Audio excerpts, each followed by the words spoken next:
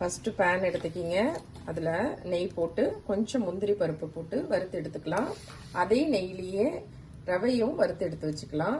வெஜிடபிள்ஸ்லாம் cut பண்ணி வச்சுருக்கேன். வெங்காயம், பச்சை மிளகாய், இஞ்சி, கேரட், பீன்ஸு, பட்டாணி, உருளைக்கிழங்கு, முந்திரி பருப்பு தனியாக உடச்சி வச்சுருக்கேன். 1 ஸ்பூன் நெய் போட்டிருக்கேன். முந்திரி பருப்பை வறுத்து எடுத்துப்போம் நெய்யில். அதே நெய்யில் ரவையை வறுத்து இந்த அளவுக்கு ரவை வறுத்துட்டேன். அதில் கட்டிலாம் இல்லாத அளவுக்கு நல்லா அப்படி இது பண்ணி விட்டுக்கிங்க. கட்டி இல்லாத அளவுக்கு பார்த்துக்கிங்க.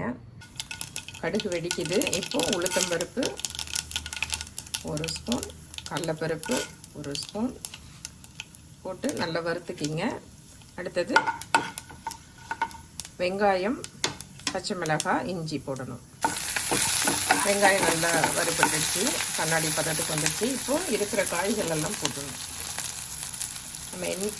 நம்ம என்னென்ன காய்கறிகள் கட் பண்ணி வச்சுருக்கோமோ அதெல்லாம் இதில் போட்டணும்.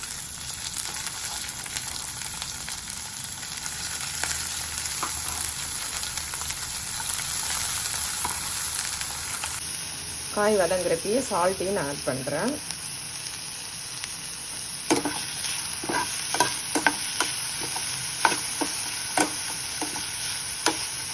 ஓரளவு வதங்கினோடனே தண்ணி ஊற்றி நல்லா கொதி வந்ததுக்கப்புறம் ரவையை போடணும். ரவைக்கு 1:2 கொஞ்சம் கூட போட்டிங்கன்னா இன்னுமே நல்லாயிருக்கும். அதாவது சாஃப்டாகவே வரும். காயெல்லாம் வதங்கிடுச்சு. இப்போது நான் அதில் வாட்டர் ஆட் பண்ணுறேன்.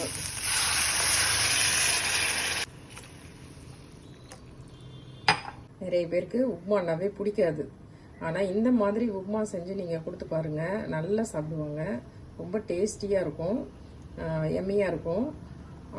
ஹெல்த்துக்கும் நல்ல பெனிஃபிட் இருக்கும். உங்களுக்கு வெஜிடபிள்ஸ்லாம் நல்லா சேர்க்குறோம் இல்லையா, அதனால் நல்லா கொதி வந்துடுச்சு.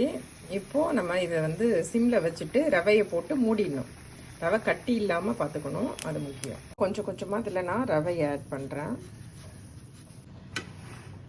ரவை போட்டவுடனே இந்த மாதிரி வந்துடுது. அப்படியே 1 ஸ்பூன் நெய் போட்டு மூடி வச்சுருவோம். ஒரு 2 மினிட்ஸ் கழித்து ஓப்பன் பண்ணி பார்ப்போம். இல்லை 1 ஸ்பூன் நெய் நான் போடுறேன். போட்டு மூடி வச்சுருவோம்.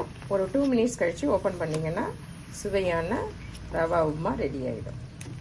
ஓப்பன் பண்ணி பார்ப்போம் எப்படி இருக்குன்னு பாருங்கள். நல்லா வெந்து வந்துருச்சு.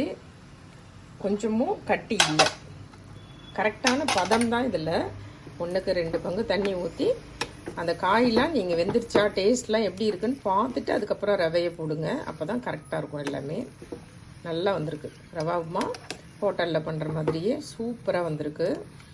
இப்போ இதில் நம்ம முந்திரி பருப்பும் கொத்தமல்லியும் ஆட் பண்ணுவோம்.